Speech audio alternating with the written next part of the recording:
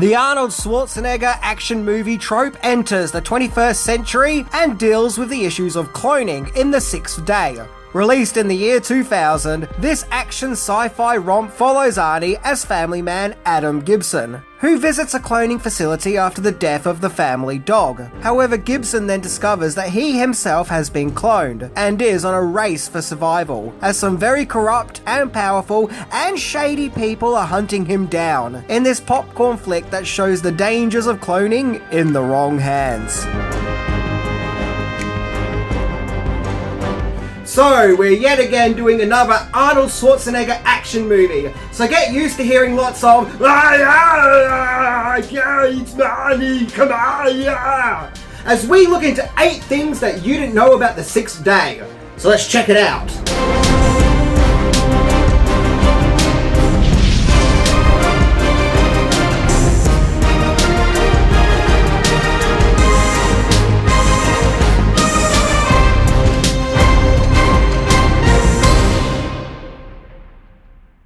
Number 8. The cloning situation. So as mentioned, a major plot aspect of The Sixth Day is cloning, and it makes sense given the time of when the movie was made, as during the 90s cloning was very topical, as the movie itself explains at the start. During the 90s, 1996 to be precise, Dolly the sheep, who was a clone, was created in Scotland by scientists Dr. Ian Wilmot and Keith Campbell along with their colleagues. This biological and technical achievement raised so many questions, like should we be doing this? Is this playing God? And is this even ethical? Another plot point of The Sixth Day is, within the movie's universe, it's explained that it's illegal to clone humans. This is also a reflection on real life, as US President of that time, Bill Clinton, put a ban on human cloning, as well as federal funding going towards experiments of human cloning. So as mentioned, for its time that The Sixth Day was made, cloning was very topical, and it was only a matter of time until someone made an Arnold Schwarzenegger action movie about the dilemma. Number 7. Title change. The Sixth Day was written by husband and wife writing team Cormac and Maurianne Wibberley. This was their first writing credit, and would go on to write Charlie's Angels, Full Throttle, Bad Boys 2, and the National Treasure movies. Although it's also been suggested that the Howling writer, John Sayles, did some work on the script as an uncredited script doctor.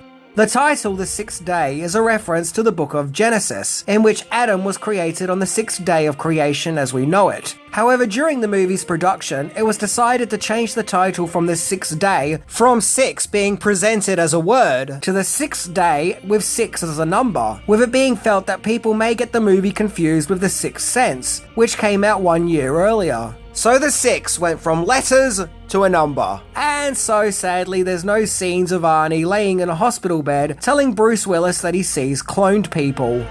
Number 6. Casting possibilities.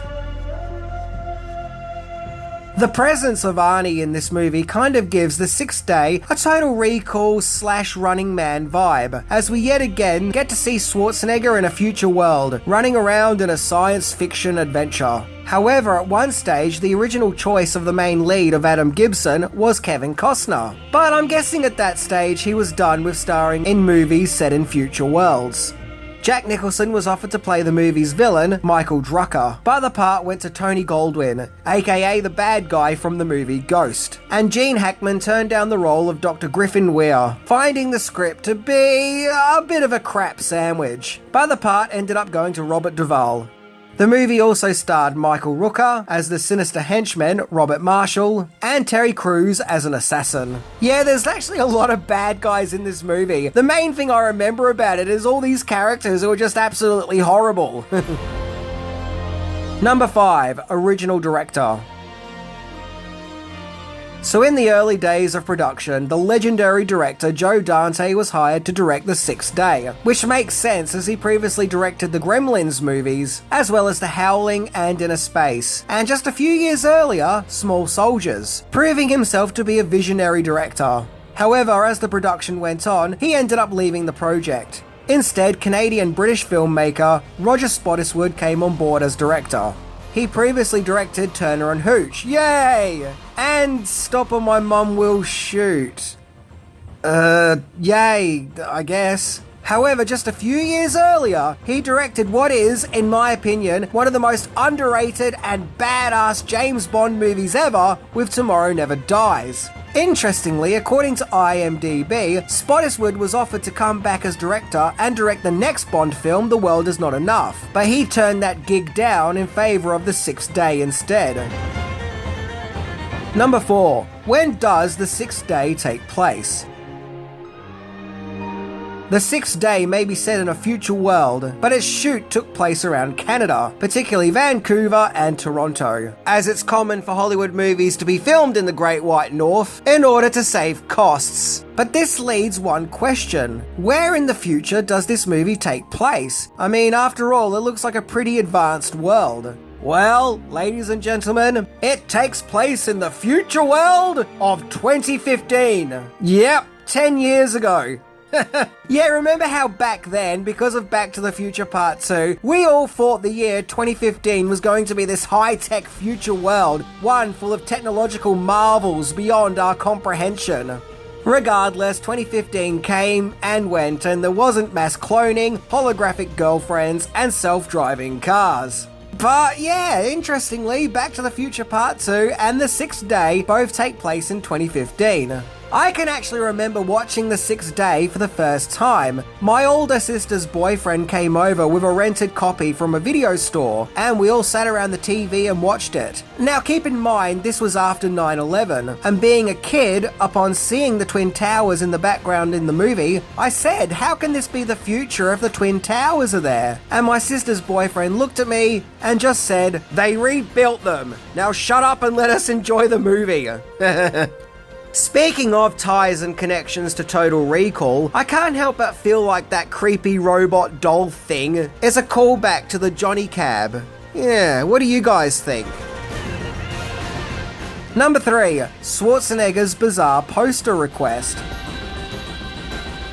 So it's here we get to the movie's poster of Arnie wearing the funky looking eyewear. I can remember seeing this poster for the first time and just thinking, wow, that's some weird ass sunglasses Arnie is wearing there. However, going back to IMDb, Arnie supposedly did a bit of a song and dance about how he doesn't want to be seen with a gun on the movie's poster, finding it to be irresponsible, and further adding, quote, "If people say movies lead to violence, we should make a concession." Yep, Arnie, who pretty much ran around and shot everyone and the kitchen sink in Commando, who already had several posters of him holding a gun and or weapon of some kind. In fact, Arnie featured in some of the most violent action movies of that time. And now he's suddenly worried about guns on movie posters? But, okay. Maybe this is now a more mature and seasoned Arnie, one who cares about what he projects out there, and didn't want to promote himself on posters with guns. That is, at least until we get to the Expendables 2 poster, which literally features him guns blazing. Right. On a side note, I find this rare poster interesting, where the movie was actually called 6D. I wonder if that was meant to be an alternative title of the movie, like how Independence Day was called ID4. That and the fact that it shows you that there are 2 Arnies and that he's being cloned. Spoilers. Number 2. The Razzies poked fun, but probably didn't see the movie. Oh dear. So Razzie season had arrived, and it seems that the notorious anti-Academy Awards ceremony had their sights on Arnie. Of course they did, as he was nominated for his involvement in The Sixth Day. However, Arnie being nominated for a Razzie for The Sixth Day was somewhat unique because he had a dual role of playing a character called Adam Gibson and his clone. Schwarzenegger was nominated for 2 Worst Supporting Actor awards, one for Adam Gibson and one for the clone of Adam Gibson. But, as IMDb pointed out, the clone of Adam Gibson isn't a supporting role, but rather the main character, so technically this was absolutely wrong. Oh, come on, Razzies, get your shit together. I guess if they are going to nominate movies and the actors who starred in those movies, it'll actually help if they, actually watch those movies. Jeez. The Razzies should win a Razzie for that one. And I never thought that I'll find myself sounding like the YouTube comment section, but here we are. Number 1. The Sixth Day was a massive flop. Despite the fact that Arnie's fee for starring in The Sixth Day was $25 million, sadly his presence did not help the movie, as The Sixth Day was a major commercial flop. And I'm not kidding! It honestly did really bad! It was made on a budget of $82 million and only brought back just over $96 million. The Sixth Day opened up at the 4th spot in the box office, so it was clear from that moment that unlike your Terminator 2s and your Total Recalls, this one wasn't going to break ground, but rather break wind. Now the movie did get some positive praises. Roger Ebert thought that for what it was, a fun, silly action movie starring Arnold Schwarzenegger, it gets the job done, despite issues that he had with the cloning process depicted in the movie. My favourite review came from, interestingly enough, the Rotten Tomatoes consensus, which often I don't agree with, but I do on this occasion, which reads, quote, "This offering from Arnold Schwarzenegger contains an intriguing, disturbing premise, but the film's execution is too routine and formulaic to make good use out of it." To me, this kind of sums up the issue with the movie. It has the potential to be a dark, serious movie, one that addresses issues with cloning, as well as what happens when cloning is in the wrong hands and enters the domain of being a corporate product. Issues with cloning and messing with the elixir of life can be truly disturbing and creepy themes to explore, but rather than going down that route, the movie decided to play it safe and to make The Sixth Day a loud, dumb action movie. Maybe the inclusion of Arnie made the production feel that they had to go in that direction, but the movie does still have its moments of a foreboding atmosphere, and does still pose interesting questions in regards to cloning.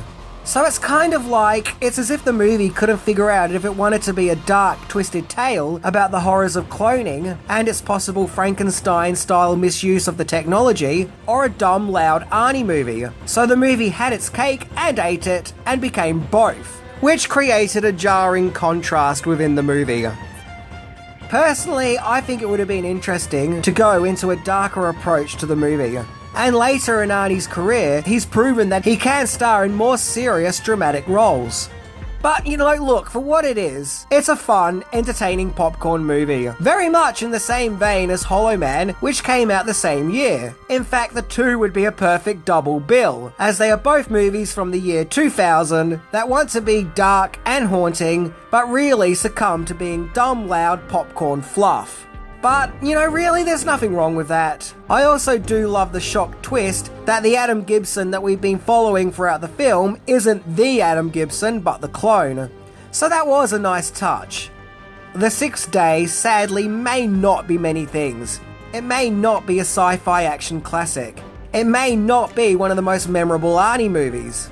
And it may not even be one of the best or even remembered movies of its time. But for what it is still lots of fun. So that's everything I had to say about the movie The Sixth Day. Oh, that rhymed! Anyway, I'd just like to wish everyone a happy and safe 2025. And remember, I'll be back. See ya!